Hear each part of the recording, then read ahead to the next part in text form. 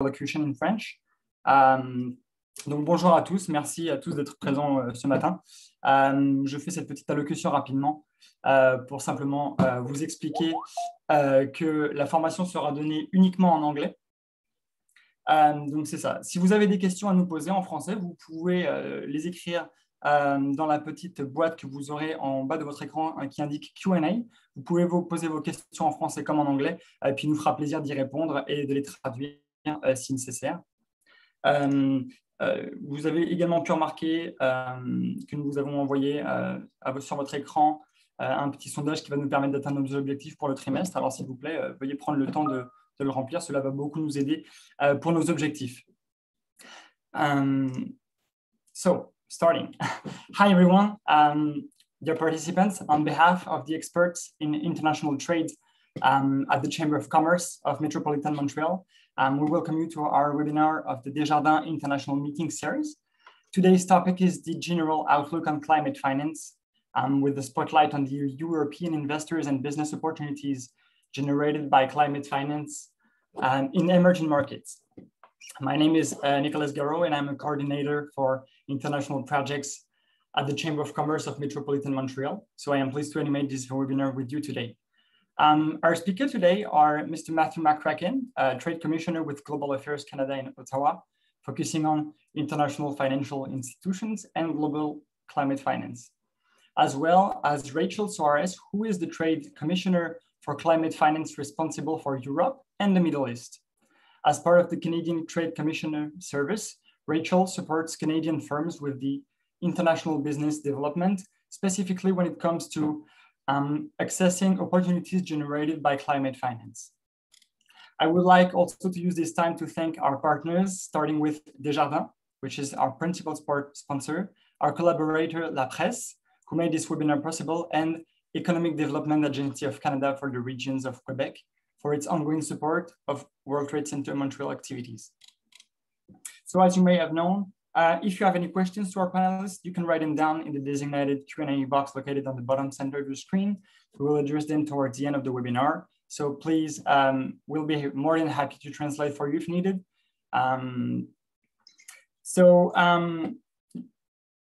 Let me start by introducing our first speaker today. So Matthew McCracken is a Trade Commissioner covering the international financial institutions based at Global Affairs Canada in Ottawa. Matthew is responsible for managing projects related to the African Development Bank, the European Bank for Reconstruction and Development, European bilateral development agencies, and private investment funds. Prior to this, Matthew served at the Treasury Board Secretariat, worked on South Asian commercial relations in Ottawa, Mumbai, and New Delhi. He also worked in the infrastructure sector practice at Global Affairs in Ottawa. Having graduated from University de Montréal with MSc in 2009, he focused on Canadian investment in emerging markets and has spent most of his career working to advance Canadian commercial interests in emerging markets and developing countries. Matthew, you now have the floor. Perfect. Thank you very much. I'm just going to start with sharing the screen. Hi, everyone. So as Nicola mentioned, my name is Matthew McCracken with Global Affairs Canada, based out of our headquarters in Ottawa, focusing on climate finance. So before we kind of get to the star of the show, Rachel Suarez, I thought it would be very, very helpful for everyone to have an understanding of what is climate finance, specifically, and how it ties into some of your international business development plans. We have a kind of a text, but before we get into that though, there is kind of a mindset that I do want to set, which is that if you are someone who is looking to develop your business in Africa or in any other kind of developing country, generally speaking, you're going to be doing your business development outside of that. So for example, if you want to work on a project in Nairobi, chances are you're going to be partnering with a Turkish firm. So you're going to be doing some of your business development in a place like Istanbul. There's a reason why the Africa Energy Forum, for example, happens in Barcelona or Lisbon or any place that's not in Africa, because there's a lot of that kind of triangulation of business that is done through these third markets. Similarly, for example, look at, say, the Caribbean Renewable Energy Forum, a very premier forum for clean technology in the Caribbean, happens in Miami every single year when there was no pandemic. So it's just something just to keep in mind as we kind of go through the world of climate finance, because a lot of that is done through these very complex triangulations and interrelations globally. So what is really climate finance? There's a big, long definition of it, you can see on the screen right here. But generally speaking, what you're looking at is any kind of funding from developed countries to developing countries to help these developing countries either mitigate their impacts on climate change, or because climate change is happening, even if we were to cut literally all of our emissions tomorrow, then there's also full funding for adaptation. So it's mitigation and adaptation funding in developing countries. It's worth quite a bit of money. So you'll see the figure on the screen right there, which is about $546 billion USD was the total estimate back in 2018. A lot of that, there's a lot of double counting in there, and that figure seems kind of high. But yet, one thing that's important to keep in mind is that that figure will not seem particularly high within a few years because of the fact that the majority now of official development assistance granted by developed countries is taking the form of climate finance with the with the green renewal and the the great all of these like unprecedented opportunities for us to invest right now in kind of relaunching the global economy after the pandemic. A lot of that is going to be done into clean growth. So that figure it's big now. It's going to get even bigger in the future. So just to give you a bit of an idea of what is mitigation and what adaptation are, generally speaking, an adaptation project, you're going to be looking at things such as, resilient agriculture, flood mitigation, anything that basically just adapts to the fact that, hey, the earth is warming up and it's causing all kinds of climatic chaos right now. And on the mitigation side is, generally speaking, you're looking at things, okay, so how can we stop our emissions? So a lot of the time it's going to be renewable energy projects. Though there is going to be more funding happening on the adaptation side, a lot of Canadian firms find the mitigation part just to be more bankable in general, because it's a lot easier to make something bankable when you set up a solar, like a solar facility somewhere. You generate electricity, sell it into the grid. It's an more easily bankable project. But adaptation is something that a lot of the large multilateral development agencies and a lot of the bilateral development agencies are very interested in now, because of the fact that the economic impacts are very, very good globally. So we're trying to figure out, well, okay, is there a way that we can make that more bankable? There are discussions happening right now, but in the meantime, right now, it's mostly still mitigation that people have found to be more bankable. But there is some talk to kind of, see if we can level the playing field on that. Generally speaking, the type of firms who do access climate finance are going to be like, the main contractors. That said, in the Canadian context, you're going to see more of these service providers, people who serve as a subcontractor to a main contract, right? In what we're going to get into, we're going to get into what we call the private sector window, however, which is what Rachel's specialty is on. It's going to be a lot of project developers, and these project developers needn't be particularly large, right? You can have very, very small firms, just like small firms who only specialize in small projects, and they have been able to access climate finance as well. There's a lot of variety between a lot of these particular firms. There's there's a lot of overlap as well. Someone who's a project developer on one project might be a service provider on another, because they serve as a subcontractor. So there's quite a lot of variety here. But what these firms all have in common, who successfully access climate finance, is that they apply the 6 Ps. They partner up with firms. As I mentioned earlier, you want to do some of your business development in Europe, right? So you're going to be partnering up with a local firm. If you're doing business in Latin America, Africa, South Asia, you have to partner, no matter what. Even if it's not like a regulation, it's generally a good idea to partner with a local firm. And the Trade Commissioner Service of Canada, generally speaking, has good relations with a lot of local firms who might be able to help you out as you navigate these waters. Positioning is how you position yourself in terms of your branding, what you bring in terms of added value. It's a very, very important characteristic of how you're able to get a successful project off the ground. Persistence is everything in a lot of these markets. You know, in India, for example, where I've served, a lot of the times Canadian firms are there for years before they get a contract. And that's the unfortunate reality, but it's something where people say that it pays off for them in the long run, because you have to show you are committed to a country. You're not just going to go in there, just do one project and get out. You have to show that you're kind of in there for the long haul for a lot of these very, very like high value markets. And that persistence also allows you to develop some of your professional experience. What have you worked on in the past? Even if, for example, you're trying to do a project in a place like Malawi where, you know, there isn't the avenue for you to do a lot of projects, they're going to be looking at what is your experience in Canada, right? What have you delivered in Canada? What is your added value in Canada? And what is, like, have you done anything innovative? What does your proposal look like as well? Is it clear? Is it well written? Some of these seem like basic considerations, but they're not often forgotten. And in your proposal as well is the final P, which is price. Oftentimes, this is where Canadians have the hardest time competing on price, and it is admittedly quite difficult when you compete against, say, Spanish firms who are basically completely underwritten by their national governments, or by any other firm who are just able to sustain a much bigger hit to their profit margins by just lowering their price. So the way a lot of Canadian firms get around that is by, well, going back to partnering. Because of the fact that, say, for example, if you're a subcontractor for a project and you're the contractor of record, the one who you partner with, is able to give you something at the price that is comfortable with you, while they are able to still give a competitive price for the overall project, it helps you get into that market at a price where you are comfortable with. As I mentioned, there's really two main access points, right? You want to look at the public procurement sphere and the private sector channel sphere. So public procurement is an IFI, an international financial institution such as the World Bank, puts out a tender, you bid, and then you go through that whole process, right?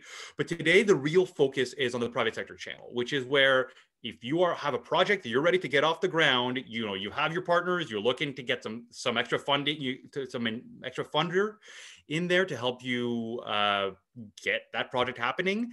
This is what the private sector channel is. And so in an IFI, typically, there often is a private sector channel. So the Inter-American Development Bank has two of these. The World Bank Group has the International Financial Corporation. And there are several other funds that have been set up, such as the climate investment funds, that are kind of under this large aegis of all of these international financial institutions, which are sources for you, and that Rachel can be able to help you navigate, or that some of our wider network can help you navigate. And reaching out to this wider network is what we would recommend, right? So for example, we have someone in Washington, D.C. With the World Bank and the International Financial Corporation and the Inter-American Development Bank. We have someone in Abidjan who's located with the African Development Bank. We have someone in Manila who's located with the Asian Development Bank. And we have Rachel, who is based out of London, to help you link you into some of these private firms, this private capital, as well as the bilateral development agencies of a lot of European countries. And the way that you're going to be working with them oftentimes is that there might be a bit of a triangulation there. So say, for example, you want to work on a project in Angola. You want to find some financing on that one. You might end up speaking to Fahim, Urloj, and Rachel all at one, who can, because of the fact that there might be some financing that is found through, say, the world, through the IFC, but also through the African Development Bank, and as well as you might be able to find, say, a co-investor in Europe, and to try to get some kind of financing package all together that way. So, there are different ways that you can work with our entire network of people. We, as well as the sector practice at headquarters in Ottawa, do have some tools and resources available to you. We have this dedicated website that will give you fact sheets, case studies, a dedicated project development handbook, which provides information on the A to Z of how a project is developed abroad, with every step of the way, where the funding comes in, to just help conceptualize that in your head. It's available on the website below. I know that Nicolas will be sending out this presentation later, so if you just want to click the link, it'll be there in the document. There's a lot of information there on the different funds that are available. So just to give you an idea of, before you speak to any of our climate finance trade commissioners, of what these funds look like. But before you do anything else, though, you're thinking to yourself, well, where do I even start, right? If you're someone who is looking to export and you aren't quite sure how to, where to start, the first place to start is going to be with our regional offices. We have a regional office at Place Bonaventure in Montreal that takes care of all of Quebec. We've also got a satellite office in Quebec City as well. And I know that there's some people dialing in from Ottawa as well. There is a satellite office in Ottawa as well, but this is the spot where, as the members of the Chambre de Commerce, you should be going to, which is the regional office. They will be able to help you assess your market potential and help you give you a lay of the land of what the international markets look like. And they will then be able to, in turn, connect you over to some of our climate finance trade commissioners, or maybe just some of our infrastructure trade commissioners, or our clean tech trade commissioners around the world, depending on the need of your firm. So with about 2 minutes to spare, I thought I would just turn it over to Rachel, because of the fact that once you've spoken over to these, to our regional office, you're going to be speaking over to someone like Rachel to help you, to help set up your firm for success. Thank you very much. Oh, and if you have any questions, don't hesitate to ask. I'll be happy to answer them afterwards.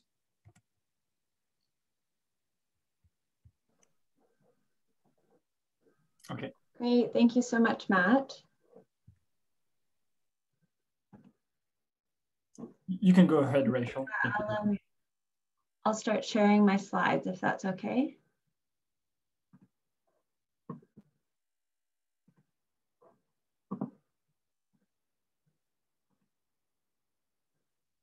Okay, so hopefully that's all set up okay.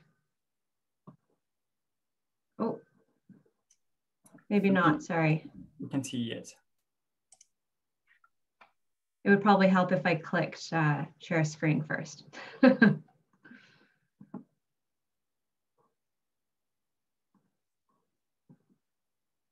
Are you able to put it full screen?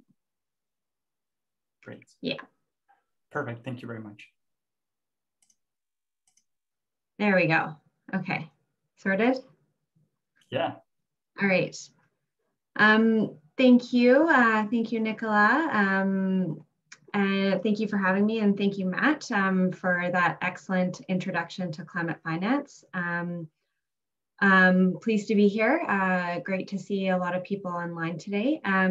So as mentioned, my name is Rachel. I'm the Climate Finance Trade Commissioner for Europe and the Middle East. I'm based out of London in the UK.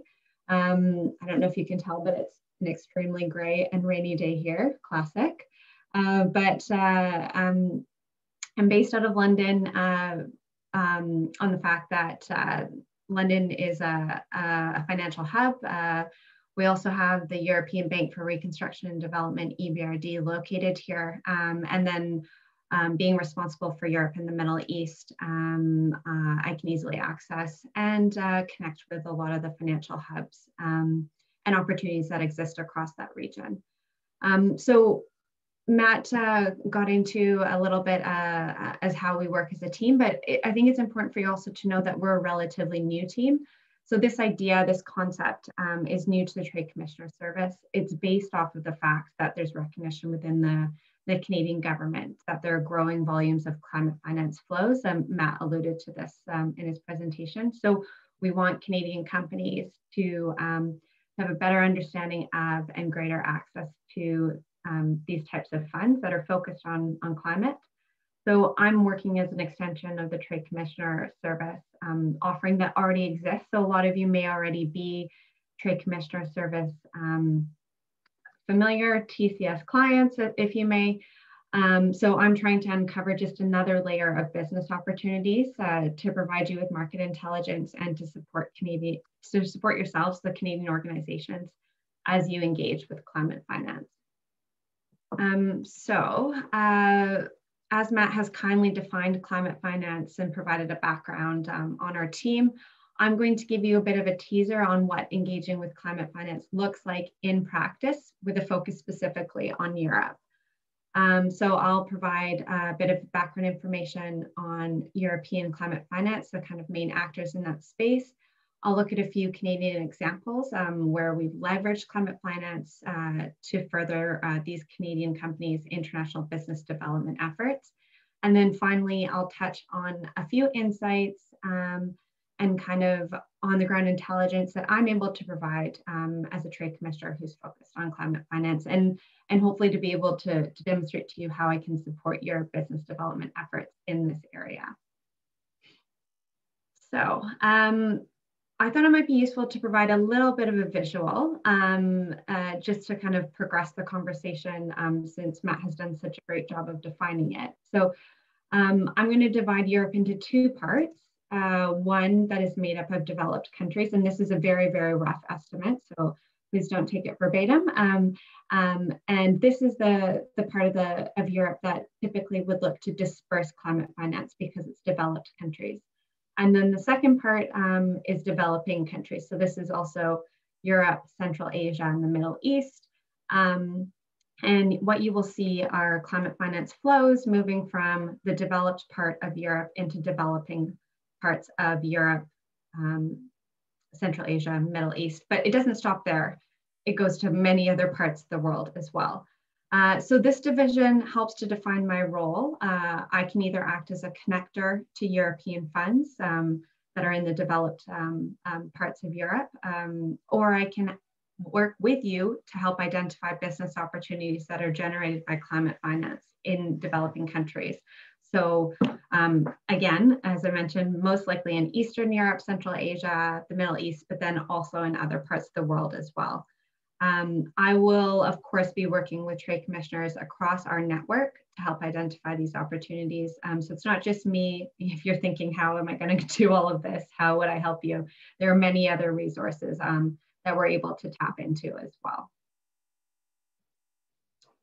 So now that we've visualized climate finance flows, I think it's important to explore how we can access climate finance.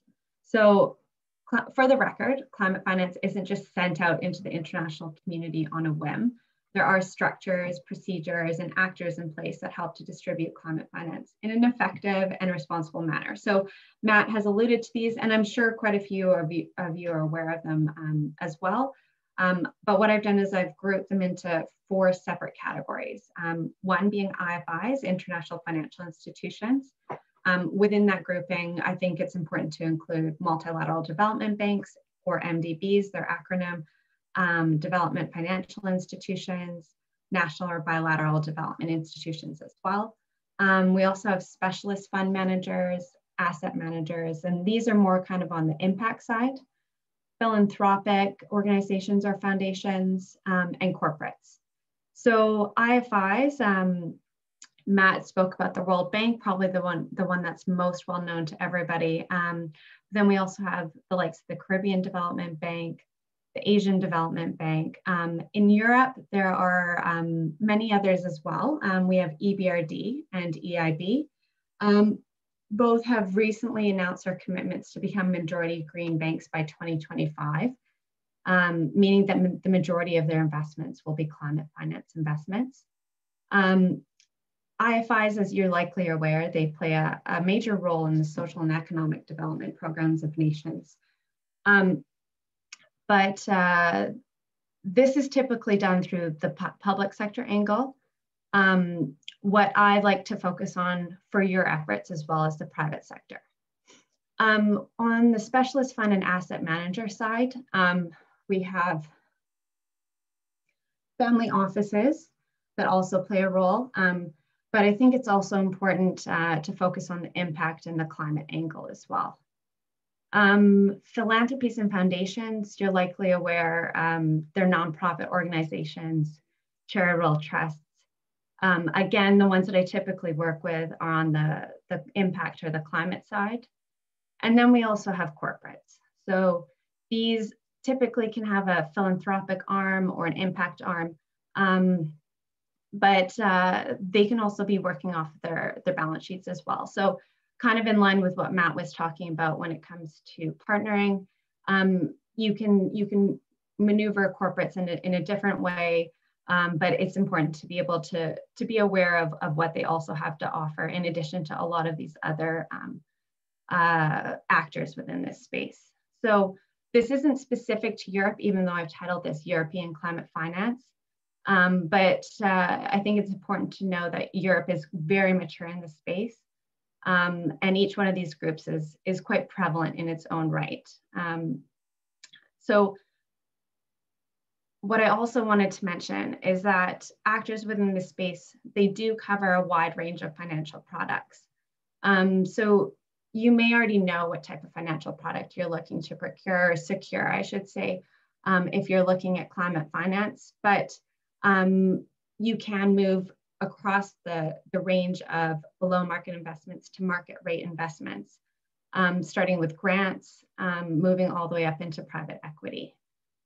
So knowing what type of investment or financial product you're looking at, what would be of use for you, I think is very important and will help to shed a bit of light onto what type of work you might be willing and wanting to do in this area. So with these four groups, I think it would be nice to just provide, again, a bit of a visual and to help you to understand what actors exist within this space.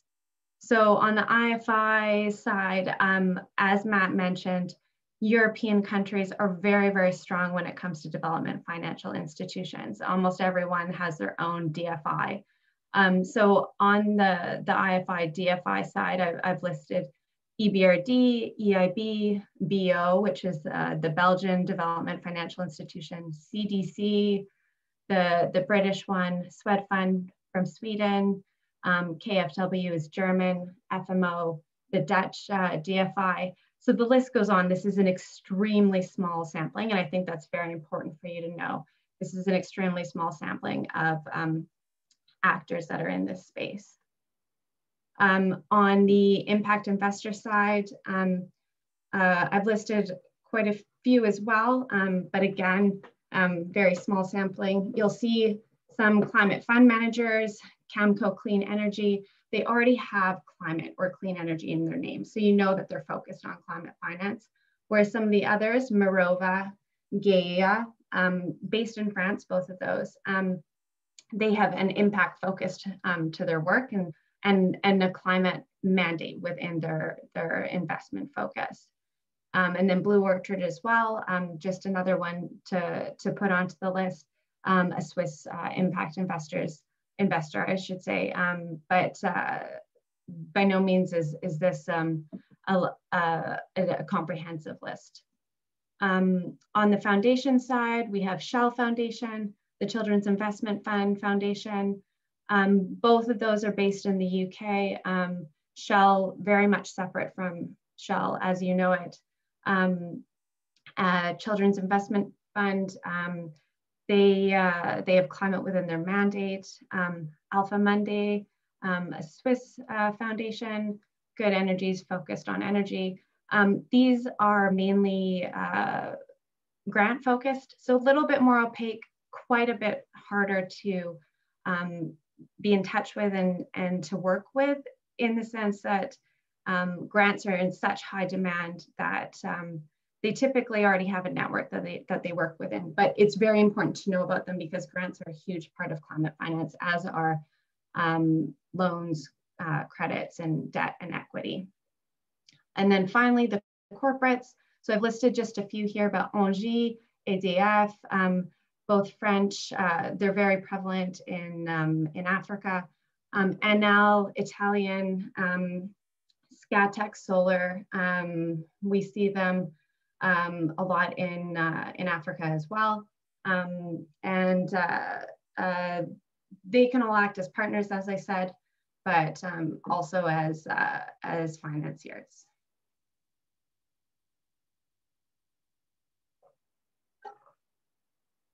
So I'm just going to jump and speak a little bit about Ebrd and Eib, since they're both some of the larger investors in Europe, being the two major IFIs.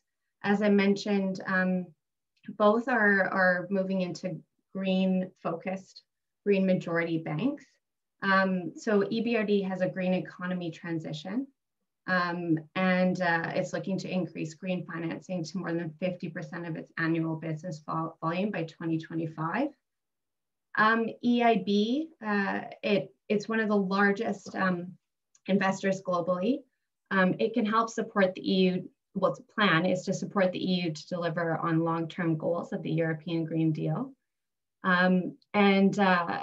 It's very focused on climate action and environmental sustainability.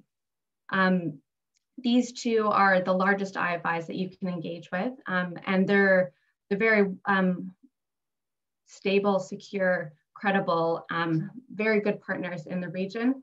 They're not just focused on Europe, which is important to know.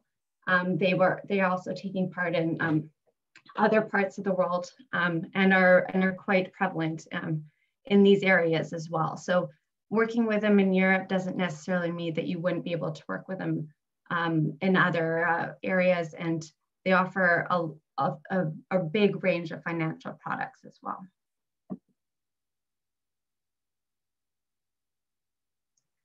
So on to some of the climate finance private investors that I think might be of interest to this client, to the membership, and to those who are on the call today. So I'm going to, just for sake of time, speak only about a few of them, but I think they'll be of interest to you because of kind of the range of the focuses that they have, the range of the funding opportunities that they have, the different type of financial products that they offer. So the first one, Climate Fund Manager. This is an investment manager. It's focused on mitigating and building resilience to climate change. It uses blended finance structuring to attract public and private capital, which I think is very important. It allows it to be a bit more flexible, a little bit more maneuverable, and can act quite a bit quicker. They provide financing solutions for infrastructure developers in the renewable energy, water, sanitation, and ocean sector. You'll note that they have two funds, the Climate Investor One fund, which is focused on renewable energy. They were so successful in this fund that they were able to then fundraise again for Climate Investor Two, focused on water, sanitation, and oceans. So they're expanding their influence, their investment capabilities, and they're growing in reputation as well. They're based in the Netherlands, but are focused on emerging markets.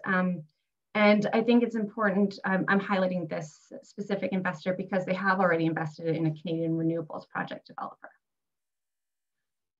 The next program that I think would be interesting to highlight is the Energy Catalyst program. So it's a round-focused funding mechanism. The latest competition recently closed, but the aim of the program is to support highly innovative, market-focused energy solutions in any technology or sector. Your project must encourage the development of products and services that help in countries in Sub-Saharan Africa, South Asia, Southeast Asia, but again, has to have that energy focus. I felt like this was an important program to highlight because, again, a Canadian company was successful in securing grants here.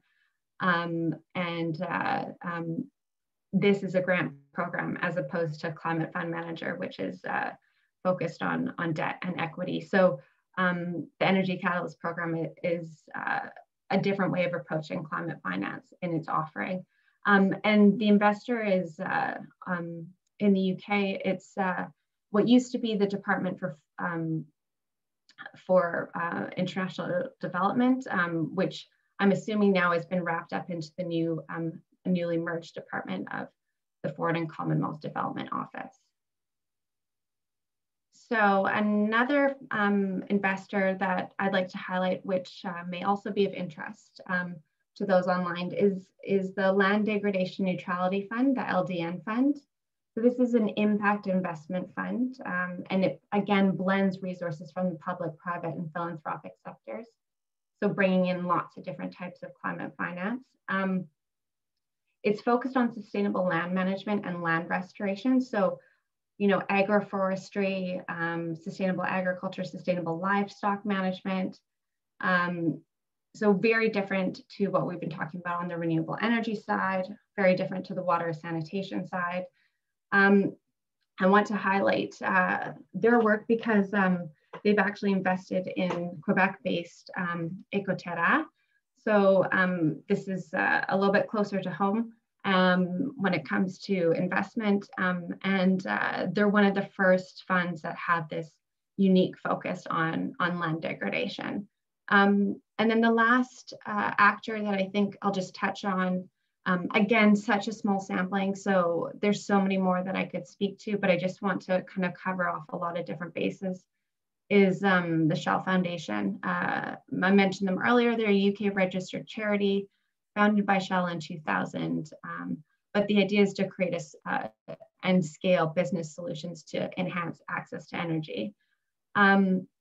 They use grant funding, but they also use non-grant instruments. So this is unique in that they're trying to take you on a journey throughout your growth as a company and throughout your expansion within emerging markets.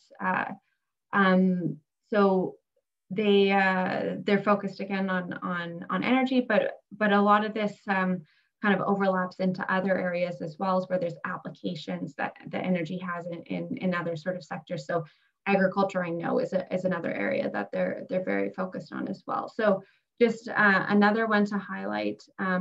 Many of the other ones that I've listed, asset managers, investment managers, the impact funds, they're all on the private side. They're a lot smaller than the IFIs and the DFIs. They are in return a lot more focused, and so you have to be kind of careful, not careful, but concentrated in your efforts when you're interacting with them, so that you know that you're getting the most out of your interactions and your engagement.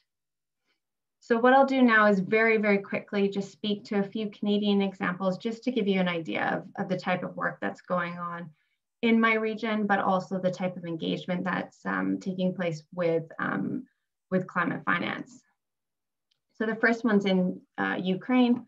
A Canadian solar project developer progressed to a binding term sheet with a regional IFI, and that conversation is still ongoing.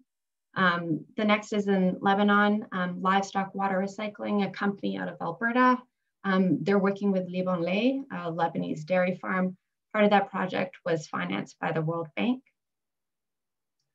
Another example is in Kosovo. Canadian solar project developers have demonstrated interest in Kosovo's first solar power plant. So the project, the solar power plant, was identified by my colleague that covers Kosovo, and we've worked with Canadian solar project developers to connect them with the individuals on the ground in Kosovo who are helping to move this project forward.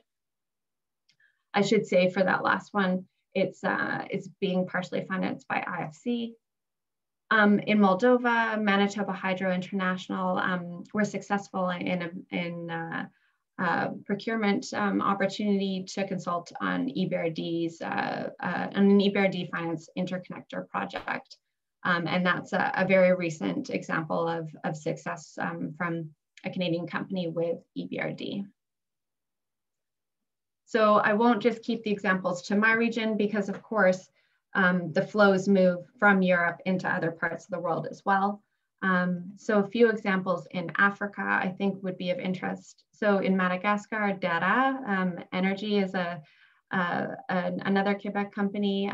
They have a JV with a local company in Madagascar, completing 50 megawatts of solar power plants. We are in discussions and work with them to help them secure climate financing as their projects progress. In Kenya, Solar Panda, they sell solar home systems to families in rural Kenya. Again, we're having discussions with them about partners on a financing side, and they're particularly interested in European investors. Malawi, JCM Power is a IPP out of Ontario. This is one out of quite a few projects that they have across Africa, but they've been very successful in securing financing from European DFIs, the Development Financial Institutions. So they're a great example of success in this space. In Ghana, this one I've included because I think it's important to show that it's not just energy or power examples of Canadian success stories. So Ebrd, they have a project where they are combating coastline erosion. They've put in place sea defenses, coastal highway, and they've also reclaimed beach lands. And then finally in Nigeria, another example is the iCabin. It's an off-grid solar powered battery. They're looking to expand their kiosks that they have in place in Nigeria. So we're in conversations with them when it comes to how to secure further financing, but also looking at potential opportunities outside of Nigeria as well. So a few examples, but of course, this type of work doesn't come without its challenges, which Matt has touched on.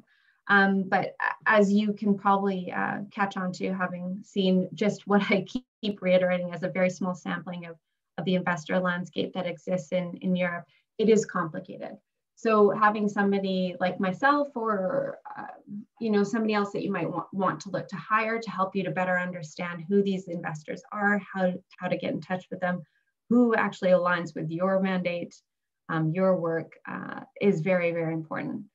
Again, on the IFI procurement side, it's complex. The financing procedures can be bureaucratic, so you need to be ready for that. IFIs are big banks that require quite a bit of paperwork. Whereas on the other side, on the private sector side with the impact investors, their benefit is that they're a little bit more maneuverable and nimble, but I'll get to that on the next slide. Another challenge is a large ticket size. A lot of these institutions are looking for larger infrastructure projects, which is why partnering can be a big benefit. You're not necessarily taking all that on. Again, you may not want or have the capability or capacity, I should say, to take on debt or equity. If you are looking for grants, it's difficult, as I mentioned, to locate those opportunities. There is competition from regional players, especially on the European side. Ebrd, Eib, they're familiar with European companies and maybe not so much with the Canadian ones. So partnering, again, key. And then, of course, there's the risk associated with doing business in developing countries, which I'm sure you're all aware of as you develop your own business plans. So the opportunities, I've mentioned on the smaller DFIs, impact investors, they are actively looking to identify projects. We hear from them constantly that they're looking to deploy funds. They just need projects that are bankable. The opportunities exist across the range of mitigation and adaptation. We have power, agriculture, water, wastewater, ocean, land degradation. I've touched on all of those already, and there's more as well when it comes to climate change focused opportunities. Again, Matt mentioned this, but European primes partnering with those who already have experience in third markets. You can do your business development in Europe and then enter into third markets that way. So they're looking for technology or consulting partners. So to keep that in mind for sure. So just to summarize, what can we offer? I've provided in a kind of a point form, which I think hopefully will summarize both of Matt and my presentation. But on the climate finance support side, we are here to offer up business opportunities that are generated by climate finance to provide market intelligence on climate finance opportunities. So this includes drilling down to better understand what project pipelines exist and when certain projects are coming online, how to get you into the room to speak to the right people before those RFPs or those EOIs actually come out so that you're aware of what's happening beforehand. access entry points into funds. That kind of connects with the key contacts at IFIs, that last point that I have on the list, knowing who you need to talk to. A lot of my work is building out this network, understanding who exists, where, when, what they're looking at. It's a constantly evolving space. So having me as a resource, I think, is something that you should lean on quite heavily when it comes to networks. And then of course, the procurement criteria, which we touched on. It's complex, but it's transparent. So you need to be able to take the time to understand all of that information as well. And just to reiterate, it's not just me working on this. You remember Matt's slide, we're listed, there's 4 other climate finance trade commissioners as well. So we work virtually together, sharing intelligence and contacts in an effort to best support the needs of yourself. But we also work across the entire TCS network with the trade commissioners that Matt mentioned that are locally based in Quebec and internationally based around the world.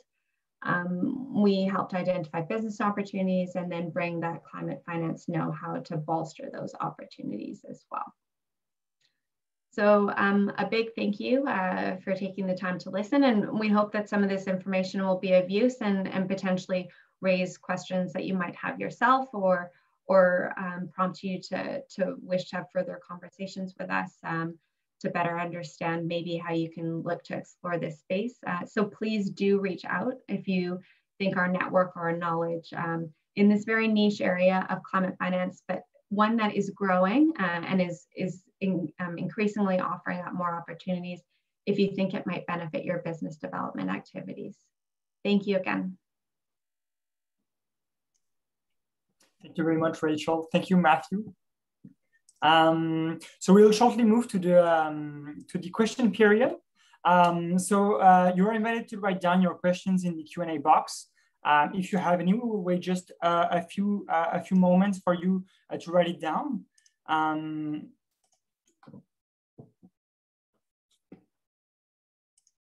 Thank you very much in advance. Feel free to write them down as well in French. If you're not comfortable with English, I will be more than happy to translate them for Matthew and Rachel. Just wait a few seconds.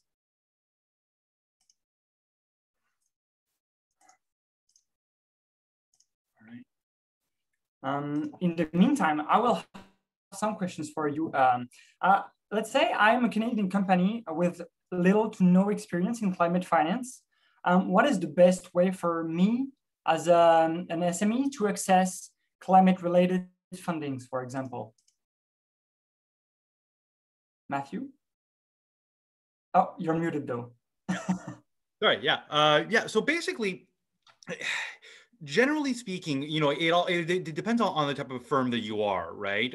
Which is why I would bring it back to the regional office, because the regional office in general will be able to assess your market potential, right? They'll be able to give you a frank and honest answer as to, well, you might not quite be at the spot where you're at just yet. And if they think that you might be, then they refer you over to the Climate Finance Trade Commissioner, who would then be able to kind of give you that particular assessment. But you don't necessarily need to be a large firm to access climate finance, right? Or access IFI opportunities. So, for example, Rachel mentioned Desjardins Energy, who are, it's not a particularly big company, but they've managed to successfully access climate finance. So it's not necessarily a question of whether you're big enough or whether or not you are, or anything like that, but it's just more like, how is your company structured? What is your business model? How do you have the network globally just yet, right? Before you even get into climate finance, it's really important to start doing a lot of your legwork in the market itself, right? So if you want to start working on a climate-related project in, say, Madagascar, well, what are your connections in Madagascar to the government, to local businesses there? These are some of the questions you should be answering before you even start getting into the world of climate finance. Okay, I'm sure. Yeah. We have a question from Liliana Brescu, which is talking about eligibility criteria for Canadian companies. How to go into a partnership with Europe, for example. What about partner eligibility criteria? Rachel? Thanks. So I guess it really depends what type of partner you're looking for, because there wouldn't necessarily be eligibility criteria per se, but it would have to do with identifying and understanding who is the best type of partner for you. So what you're looking for in a partner would be very important. What your offering is would be very important. How that would typically work, and Matt mentioned this in his response just now. It's speaking with the regional office in Quebec so that they can understand what type of markets would best suit your needs, and then going out to the Trade Commissioner Service Network in Europe, who are then able to drill down quite a bit further into those local contacts in each of their specific markets, and making a match that makes sense. So yes, there's criteria when you start to then have those conversations with each of those partners, but making a match that makes sense between a European partner and a Canadian partner, absolutely. If you're speaking about kind of partnership in the broad sense when it comes to working with investors or working with IFIs, yes, each one of those, they're going to have their own criteria as to what they're looking for. So it would need to be a conversation to better understand what type of financial offering you're looking for, what financial product you're looking for, to then be able to look at which investors or which larger international financial institutions might be well placed to work with you, and then to go through that criteria to be able to provide you with a better understanding of who you could then partner with from a financial perspective. So quite a high level response, but I think the question is quite broad, so it would need a little bit more digging into to be able to provide a concrete answer. Thank you very much, Rachel. She says that she already has the partner, but she just wonders if you should contact the Quebec office. And I think you already answered that in the first part of your questions. It's the first thing that Liliana should do is get in contact with the Quebec office, I assume.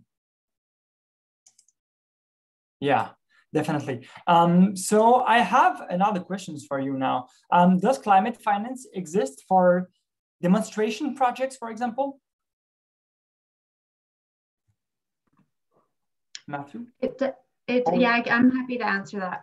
It does, yes. So there, kind of what we've, I guess, tried to really harp on about is that it's not just for the larger companies that are out there. So if you are looking to secure financing for a demonstration project, there are opportunities and organizations and programs that do exist, because they are really looking to bring in products, offerings, applications that are applicable to emerging markets.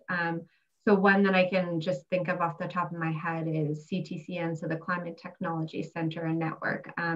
They offer a lot of financing that's very much focused on feasibility studies, technical assistance, getting those ideas off the ground.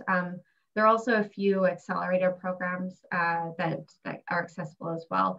Granted, it's a lot harder to have these conversations about financing with investors and financial institutions if you don't already have a demonstration project somewhere else, but there is the opportunity to pursue this in other via other means, because the desire to get some of these technologies and innovations in the market is so high that there are opportunities certainly for you to look at demonstration projects. Yeah.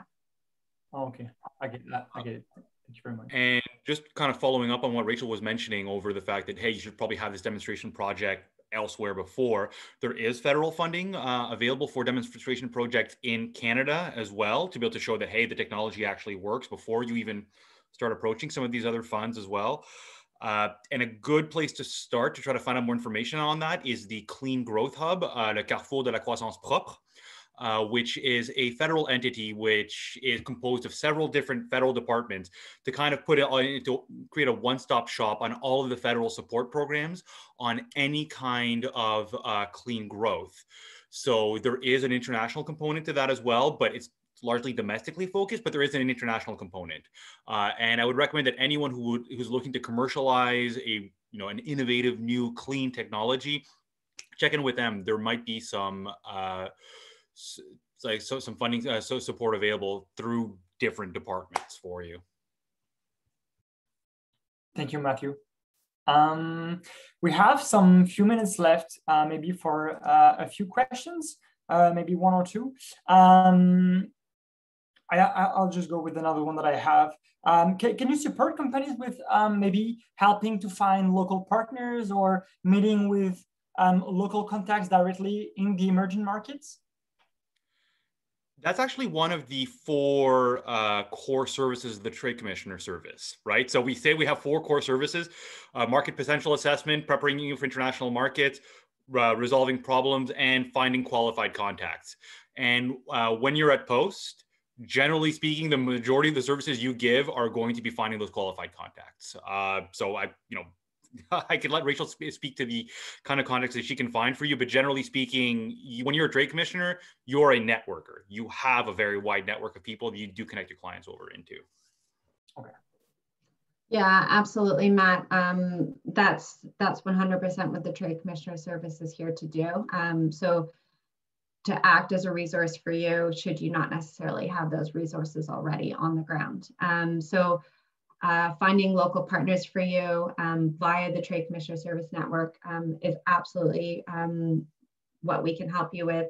And we do have, I think it's over 160 different offices globally. So if there isn't necessarily an office based in the country that you're looking at, there is somebody that covers that country and is regularly in touch with contacts that are on the ground there. So their business is to understand the local network, to know what local companies exist there, and to then be able to help you to partner with the best possible partner in that space. Thank you, Rachel. We actually have a question from Angelina. She says, to your knowledge, does funding from IFIs affect GOC stacking levels set at 25%?